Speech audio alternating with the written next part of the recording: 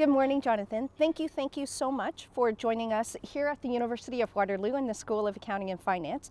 We're very privileged to have you spend the day with us and to share your stories in terms of your career path, your education, and also we look forward to chatting a little bit more about your work and your passion project in equity, diversity, and inclusion. So let's start, and could you provide us with a brief summary of your career path leading up to your current role?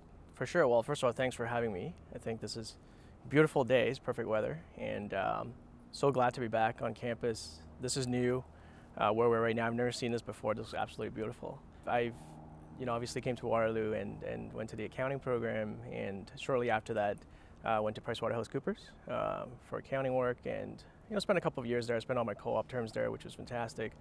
Converted to full-time after master's, and spend another 2-3 years there full-time doing auditing, consulting, and tax for a little bit, and then I transitioned to RBC. So I went to RBC in 2009 and have done a variety of roles in RBC, mostly within different areas within finance. Started in the accounting policy group, sort of at that time it was IFRS transitioning. So did a couple of years of that, helping the bank transition to the new accounting standards.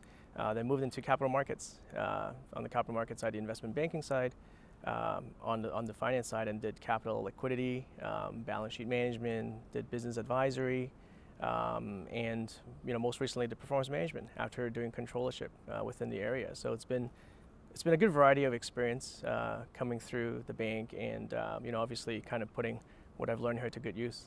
So you transitioned, obviously your education was in accounting, but you transitioned over to finance. So I know that a lot of our current students are always think that if I'm in accounting, I have to stay in accounting. But can you talk a little bit about your transition from accounting into finance, and how easy was it with that foundation in accounting?